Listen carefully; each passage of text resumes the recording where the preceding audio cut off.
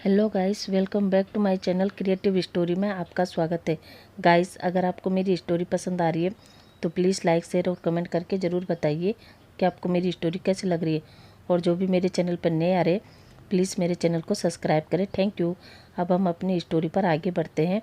अभी तक हमने देखा कि सोंगलेन ईवो को बताता है कि मैं तुम्हारा कज़न ब्रदर सोंगलेन हूँ। अब आगे वो आज सुबह सुबह अंकल का कॉल आया था कि तुम लोग यहाँ पहुँच गए हो, इसलिए मैं तुमसे मिलने आ गया। यान कहता है ओके, पर ये मिलने का कौन सा तरीका है? पता है तुमने मेरी कमर तोड़ दी। सोंगलेन कहता है सॉरी ईबो, वो मैंने आज तक तुम्हें देखा नहीं था तो मैं ज़्यादा एक्साइट हो गया था कि फाइनली मेरा ब्रदर आ गया है। अब यान कहता है ओके, पर मैं आपको एक बात क्लियर कर दूं, मैं ईवो नहीं हूँ। सोंगलेन कहता है क्या? फिर आप कौन है? यान कहता है मैं ईवो का बेस्ट फ्रेंड यान हूँ। अब सोंगलेन सोचता है और कहता है सॉरी सॉरी ब्रो, वो मैंने गलती से आपको ईवो समझ लिया। यान कहता है इट्स ओके, और वो उठने की कोशिश करता है पर वो बेड से उठ नहीं पाया। ये देखकर सोंगलेन कहता है सॉरी ब्रो, पर मैं आपकी हेल्प करता हूँ बेड से उठने के लिए। यान कहता है नहीं, इसकी कोई ज़रूरत नहीं है। और फिर मन में सोचता है अभी तुमसे सही से मिला भी नहीं और तुमने मेरी कमर तोड़ दी। अगर तुम मेरे पास आओगे तो पता नहीं क्या होगा। और यान अपनी कमर को पकड़कर वॉशरूम जाने लगता है। वो सोंगलेन से कहता है तुम बैठो, मैं फ्रेश होकर आता हूँ। सोंगलेन कहता है ओके, और यान वॉशरूम में चला जाता है। इधर सोंगलेन सोचता है सोंगलेन तुम भी ना एक नंबर के डफर हो, बेवकूफ़ हो, किसी को भी ईवो समझ के भला ऐसा कूदता है क्या? बेचारा यान, मुझे लग रहा है कूदने की वजह से उसकी कमर में मोच आ गई। तभी वॉशरूम का गेट खुलता है। यान कमर पकड़कर बाहर आता है और वो सोंगलेन से कहता है वैसे ईवो कहाँ है? सोंगलेन कहता है मुझे नहीं मालूम। यान कहता है चलो नीचे चलते हैं। सोंगलेन कहता है ठीक है। अब वो लोग बाहर आते हैं पर यान सीढ़ियों से नीचे नहीं उतर पा रहा था। सोंगलेन कहता है एक मिनट ब्रो, और वो यान का एक हाथ अपने शोल्डर पर रखता है और एक हाथ उसके कमर पर। अब वो उसे नीचे उतरने में मदद करता है। तभी ईवो आता है और वो कहता है यान क्या हुआ तुम्हें, और ये कौन है? सोंगलेन कहता है ईवो ब्रो, मैं आपसे बाद में मिलता हूँ, मैं पहले इन्हें हॉल में ले जाता हूँ। ईवो कहता है ठीक है, मैं भी फ्रेश होकर अभी आता हूँ। यान कहता है ठीक है ईवो, और वो अपने रूम की तरफ निकल जाता है। इधर सोंगलेन यान को सीढ़ियों से नीचे लेकर हॉल में बैठता है। कुछ देर बाद सुमा कहती है यान मास्टर आपको क्या हुआ? यान कहता है आंटी, ये सब इनकी वजह से हुआ है। तभी ईवो भी फ्रेश होकर नीचे आ जाता है। अब सोंगलेन ईवो को हक करता है और कहता है हाय ब्रो, कैसे हैं आप? मैं सोंगलेन, आपका कजन ब्रदर। ईवो कहता है ओके, और अब सब हॉल में बैठे थे। सुमा किचन में चली जाती है। अब ईवो दोबारा यान से पूछता है यान क्या हुआ तुम्हें? कल तो तुम अच्छे भले थे, अब ये अचानक? यान कहता है अचानक नहीं ईवो, मेरा बैड लक था, जो तुम्हारी मुसीबत मैंने अपने पर ले ली। ईवो कहता है क्या मतलब? सोंगलेन कहता है ब्रो, वो मेरी गलती थी, मैं आपसे मिलने के एक्साइटमेंट पर यान के ऊपर जंप कर दिया। ईवो कहता है क्या? सोंगलेन ईवो और यान से कहता है सॉरी ब्रो, प्लीज़ मुझे माफ़ कर दो। ईवो कहता है एक शर्त पर। सोंगलेन कहता है शर्त? कौन सी शर्त ब्रो? ईवो कहता है पहले तो तुम बार बार ये ब्रो कहना बंद करो, दूसरी बात हम सब लोग सेम एज के ही है तो तुम हमें नाम से बुलाओ, ठीक है? सोंगलेन कहता है ओके ब्रो। तभी कहता है सॉरी ईवो। ईवो कहता है यस, ऐसे ही आज से तुम ईवो ही कहोगे। अब ईवो सोंगलेन से कहता है वैसे तुम यहाँ कैसे? क्योंकि हमने तो अभी किसी को नहीं बताया कि हम चाइना आ गए। सोंगलेन कहता है हमें अंकल का कॉल आया था, उन्होंने डैड को बताया और फिर डैड ने मुझे बताया और मुझसे कहा कि मैं आपसे मिलकर आऊँ और आपको डिनर पर इनवाइट करूँ। ईवो कहता है ओके, पर हम आज नहीं आ सकते, फिर कभी आएंगे क्योंकि मुझे एक इम्पोर्टेंट काम है। सोंगलेन कहता है ईवो कौन सा इम्पोर्टेंट? मैंने तो सोचा था कि मैं आज आपके साथ अपने कॉलेज में जाऊं, क्योंकि आज रात को हमारे कॉलेज में फेयरवेल पार्टी है। आज हमारे जूनियर हमें अपनी तरफ से पार्टी दे रहे हैं, तो क्या आप दोनों मेरे साथ चलोगे? ईवो कुछ नहीं बोलता, पर तभी सोंगलेन कहता है प्लीज़ ईवो चलो ना। वैसे जब से मेरी पढ़ाई पूरी हुई है तब से डैड ने मुझे ऑफिस में बिठा दिया और मैं तो अपनी लाइफ भी इंजॉय नहीं कर पा रहा हूँ। और मैं आपको अपने फ्रेंड नीमिंजू से भी मिलवाऊंगा, देखना आपको मेरे फ्रेंड से मिलकर अच्छा लगेगा। नीमिंजू का नाम सुनकर ईवो कहता है क्या नीमिंजू तुम्हारा फ्रेंड है? क्योंकि मुझे उन्हीं से तो काम है। सोंगलेन कहता है वाह ईवो, ये तो अच्छा है, इसका मतलब आप आ रहे हो। ईवो कहता है ठीक है। तभी यान कहता है ईवो तुम दोनों क्या बात कर रहे हो, मैं इस हालत में कैसे चलूँगा? ईबो कहता है ठीक है, तुम आराम करना, हम दोनों चले जाएंगे। यान कहता है ईबो ये सही है भाई, मिल गया तो दोस्त को भूल जाओ। हाँ तभी हान कहता है मास्टर ब्रेकफास्ट लग गया, आप आ जाए। ईबो कहता है ठीक है अंकल, और वो जाने लगते हैं। पीछे यान कहता है अरे भाई मुझे भी तो उठाओ, मुझे भूल गए। यान की आवाज़ सुनकर हान कहता है अरे मास्टर आपको क्या हुआ। यान कहता है प्लीज़ अंकल हान, आप ही मुझे अपना हाथ दे, ये तो भाग गए। अंकल हान वहाँ पर आता है और यान को उठाता है और कहता है मास्टर आपको ये कैसे हुआ। यान कहता है अंकल शायद मेरी कमर में मोच आ गई है। अंकल हान कहता है क्या मैं देख सकता हूँ, और वो वहीं काउच पर यान को बिठाते हैं और उसकी बैग पर हाथ से प्रेस करते हैं। कहता है मास्टर जहाँ दर्द होगा मुझे बता देना। यान कहता है ठीक है अंकल। अब हान उसकी बैग को दबाता है और यान कहता है जी अंकल यहीं पे दर्द है। यान वहाँ पर अपने हाथों से मूव करता है और यान ज़ोर से चिल्लाता है और वो कहता है अंकल ये आप क्या कर रहे हो, और वो जल्दी से खड़ा हो जाता है। ये देखकर वो शौक था क्योंकि उसकी कमर बिल्कुल ठीक थी। वो इधर उधर चलता है, बैठता है, उड़ता है और अंकल हान से कहता है अंकल हान आपने क्या किया, देखो मैं एकदम ठीक हूँ, अब तो मैं डांस भी कर सकता हूँ। और वो हान को थैंक यू कहता है। अब वो भी ब्रेकफास्ट टेबल पर आता है। ये देखकर ईबो कहता है यान अब तुम्हारी बैक में दर्द हो रहा है क्या। यान कहता है नहीं अंकल, हान ने सही कर दिया। और वो सोंगलेन से कहता है अब मैं भी शाम को पार्टी में आऊँगा। सोंगलेन कहता है ठीक है फिर शाम को रेडी रहना। अब उनका ब्रेकफास्ट भी फिनिश होता है और सोंगलेन कहता है अच्छा ईबो अब मैं चलता हूँ, तुम्हें शाम को मिलता हूँ, मुझे ऑफिस जाना है। ईबो कहता है ओके। अब कुछ समय बाद ईबो भी हान को कहता है अंकल हम दोनों भी बाहर घूम कर आते हैं। हान कहता है जी मास्टर चलिए मैं ले चलता हूँ। ईबो कहता है नहीं अंकल मैं और यान चले जाएंगे, वैसे भी मैं तो आर्ट गैलरी जाना चाहता हूँ। यान कहता है क्या आर्ट गैलरी। ईबो कहता है हाँ, और वो यान से चाबी लेते हैं और अपनी कार में बैठकर बीजिंग सिटी में जितने भी आर्ट गैलरी थी वो सब वहाँ जाकर पेंटिंग देखने लगते हैं। अब उन दोनों को आर्ट गैलरी घूमते घूमते शाम हो चुकी थी।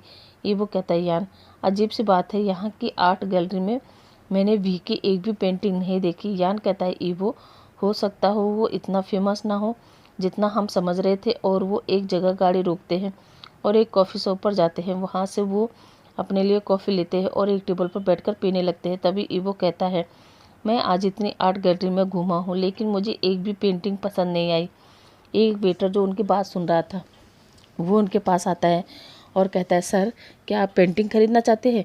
ईबो कहता है हाँ, क्या कोई आर्ट गैलरी है यहाँ। और वो वेटर कहता है आर्ट गैलरी तो नहीं है पर यहाँ आगे एक छोटी सी शॉप है, वो वहाँ बहुत अच्छी अच्छी पेंटिंग बेचता है, आप एक बार वहाँ देख लीजिए, क्या पता वहाँ की पेंटिंग आपको पसंद आ जाए। ईबो कहता है थैंक यू सो मच, मैं ज़रूर जाऊँगा। अब वो उस वेटर को कुछ पैसे देते हैं और वहाँ से निकल जाते हैं। आगे चलकर उन्हें वो शॉप मिल जाती है। वो उस शॉप में जाते हैं जहाँ चारों तरफ केवल वी की पेंटिंग ही लगी हुई थी। ईबो तो ये देखकर खुश हो जाता है क्योंकि वो सुबह से ही वी की पेंटिंग को ढूंढ रहा था और इसलिए वो आर्ट गैलरी में गया था। वो सारी पेंटिंग गौर से देखता है और एक जगह आकर उसकी नज़र रुक जाती है। वो उस पेंटिंग को देख रहा था और यान पूछता है क्या हुआ ईबो, तुम क्या देख रहे हो।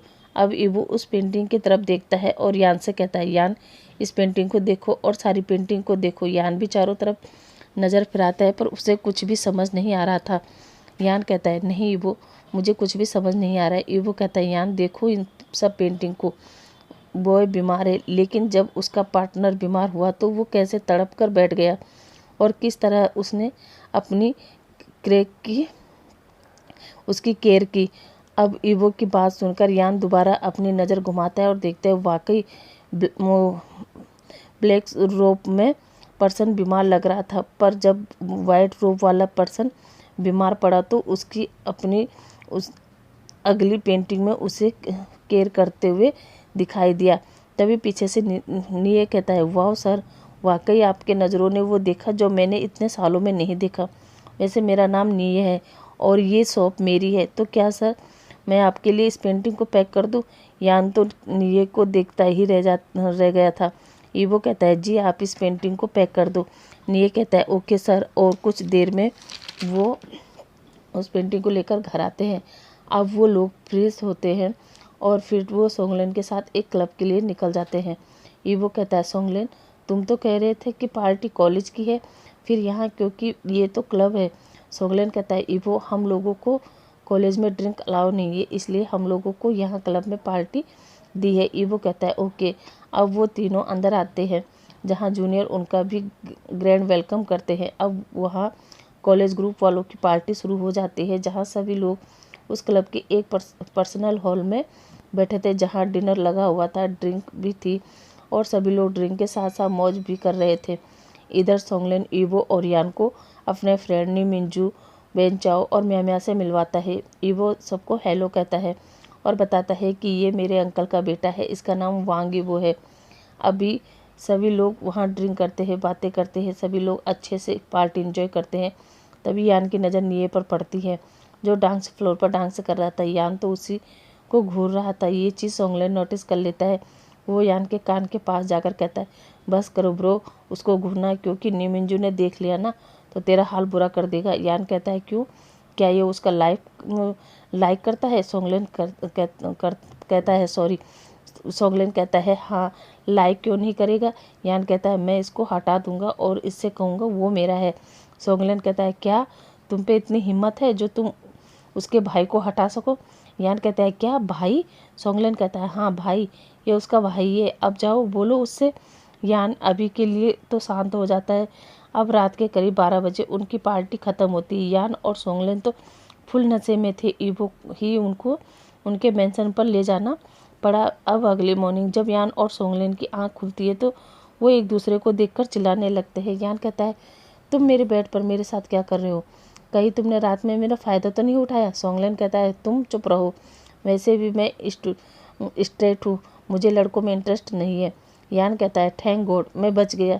अब वो उड़ते हैं, फिर फ्रेश होते हैं और नीचे हॉल में आते हैं जहाँ ईवो बैठकर कॉफ़ी पी रहा था। वो दोनों से कहता है उठ गए तुम दोनों, टाइम देखा तुमने? अब सोंगलेन टाइम देखता है तो 10 बज चुके थे। वो कहता है ओह गॉड, मुझे तो गुस्सू जाना था, डैड ने काम दिया था। सोंगलेन ईवो से रिक्वेस्ट करता है प्लीज़ ईवो मेरे साथ चलो ना, तुम और मैं चलते हैं, वैसे भी तुम भी तो घर में बैठकर बोर होंगे, इससे अच्छा तो यही होगा कि हम चलते हैं, हमारा घूमना भी हो जाएगा और मुझे एक मीटिंग भी करनी है। ईवो कहता है ओके और वो ईवो से कहता है चलो रेडी हो जाओ और वो सोंगलेन अपने ड्राइवर को कॉल करके अपना लैपटॉप फाइल मंगवाता है। अब वो तीनों गूसू के लिए निकल जाते हैं। गूसू एक विलेज था लेकिन 25-30 साल में वहाँ पर अच्छा डेवलपमेंट हो गया था। ईवो पूछता है वैसे सोंगलेन वहाँ कौन सी मीटिंग है? सोंगलेन कहता है क्या अंकल ने तुम्हें कुछ नहीं बताया? ईवो कहता है डैड ने क्या नहीं बताया? सोंगलेन कहता है मैं अंकल के काम से ही जा रहा हूँ, अंकल ने मुझे एक लैंड की डील करने के लिए कहा है। काफ़ी सारा लैंड तो हमने खरीद दिया, मगर कुछ लोग हैं जो अभी भी अपनी ज़मीन बेचने को तैयार नहीं है, उसी सिलसिले में मैं जा रहा हूँ। ईवो कहता है क्या डैड यहाँ लैंड क्यों खरीद रहे हैं? सोंगलेन कहता है ये तो मुझे नहीं पता, पर अंकल ने डैड से कहा और डैड ने मुझसे। अब वो लोग घर से ही लेट निकले थे, रास्ते में उनकी गाड़ी भी ख़राब हो जाती है। सोंगलेन कहता है ईवो अब हम क्या करें? या तो हम गाड़ी में रुक सकते हैं या फिर आगे का रास्ता हमें पैदल ही चलना होगा। ईवो कहता है वैसे गाड़ी में रहना पॉसिबल नहीं है क्योंकि यहाँ चोर वोर हो सकते हैं, इससे अच्छा तो ये है कि रात होने से पहले हम किसी गांव में या फिर किसी शॉप पर चले जाए, उसमें स्टे कर सकते हैं। सोंगलेन कहता है चलो फिर हम चलते हैं। अब वो तीनों चलने लगते हैं। सूरज अभी पूरी तरह से डूबा नहीं था, हल्की हल्की रोशनी थी। वो चलते ही जा रहे थे। अब आज चलते चलते उन्हें अंधेरा हो गया था। उन्हें एक कॉफ़ी शॉप नज़र आती है जो बाहर से तो बंद थी मगर अंदर हल्की हल्की रोशनी थी। सोंगलेन कहता है फाइनली हम यहाँ पहुँच गए, इन्हीं शॉप ओनर से हेल्प ले लेते हैं। मुझे लगता है एक यही यहाँ अकेली शॉप है, बाकी तो नज़र नहीं आ रही और अंधेरा भी काफ़ी हो गया है। ईवो कहता है ठीक है चलो, और वो गेट पर जाते हैं और नॉक करते हैं। तभी एक खूबसूरत सी ब्यूटीफुल लड़की गेट खोलती है। वो कहती है जी आप लोग कौन है? ईवो कहता है एक्सक्यूज़ मी, मेरा नाम ईवो है और ये मेरा भाई सोंगलेन और ये मेरा फ्रेंड यान है। दरअसल हमारी गाड़ी ख़राब हो गई है और अंधेरा भी काफ़ी हो गया है, क्या यहाँ हमें रहने के लिए कमरा और खाने के लिए खाना मिल सकता है? वो कहती है 1 मिनट में अभी आती। वो अंदर आ जाती है और एक पर्सन से कहती है ग्रैंडपा कुछ लड़के आए हैं, वो कह रहे हैं उनकी गाड़ी ख़राब हो गई है और उन्हें भूख लगी है, वो पर्सन कहता है ठीक है उन्हें ले आओ। वो लड़की कहती है ठीक है ग्रैंडपा, और वो बाहर आती है और गेट